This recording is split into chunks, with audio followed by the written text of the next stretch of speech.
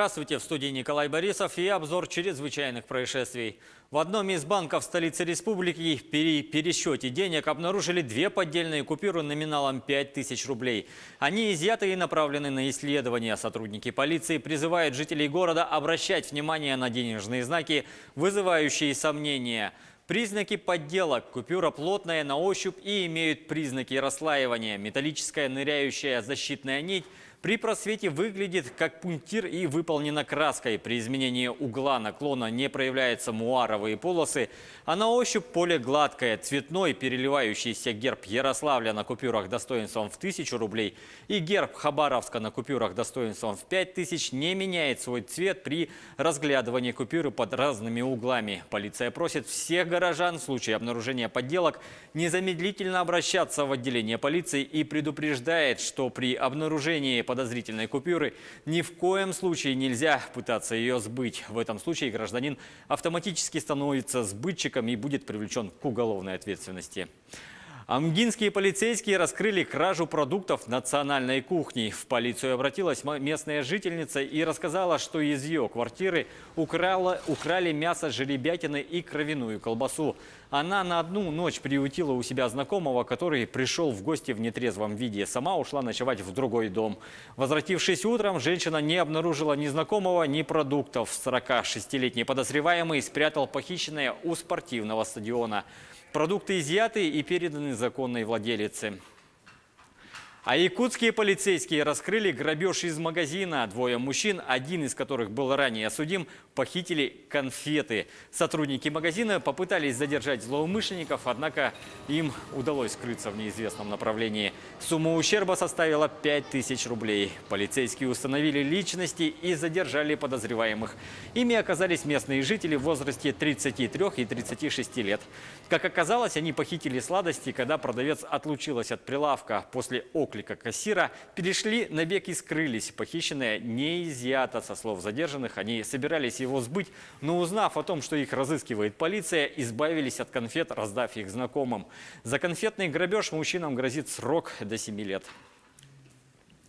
Следственное управление Следственного комитета России по Якутии напоминает о работе круглосуточной телефонной линии «Ребенок в опасности».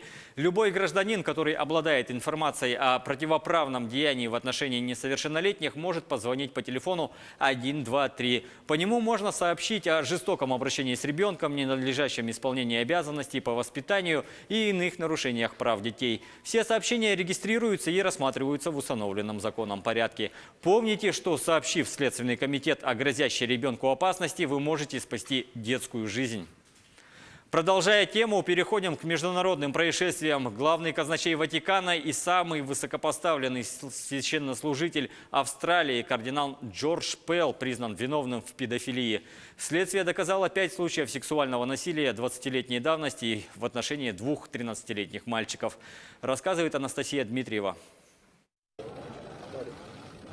Австралийский кардинал Джордж Пелл, главный казначей Ватикана и бывший советник Папы Римского Франциска, признан виновным в сексуальном насилии над 13-летними мальчиками из церковного хора.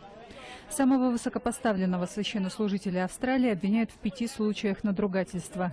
По данным следствия, все преступления Пелл совершил более 20 лет назад, в период, когда служил архиепископом в соборе Святого Патрика в Мельбурне. Окружной суд штата Виктория вынес приговор 11 декабря, но обнародовал его только спустя 2,5 месяца, решив, что дело имеет важное значение для общественности. Процесс длился 4 недели. Последнее слушание по делу назначено на 27 февраля. По данным СМИ, сразу по завершении Пелла заключат под стражу. Какое наказание понесет 77-летний священнослужитель, станет известно в марте. По закону за каждое из 5 преступлений ему грозит до 10 лет лишения свободы. Сам себя виновным кардинал не признает. Его адвокат подал апелляцию. Пелл станет самым высокопоставленным католическим священником в мире, осужденным за педофилию. Президент конференции австралийских католических священнослужителей, епископ Марк Колдеридж, заявил, что новость шокировала многих в мире. Новость о приговоре кардиналу Джорджу Пеллу по обвинению в сексуальном насилии над детьми потрясла многих в Австралии и во всем мире, включая католических епископов нашей страны. Они согласны, что все должны быть равны перед законом. Мы уважаем австралийскую правовую систему. Заявление Колдериджа прозвучало спустя 2 дня после окончания саммита в Ватикане, посвященного проблеме сексуального насилия среди служителей церкви.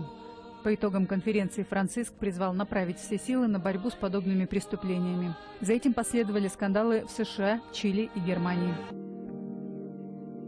На этом пока все. Берегите себя.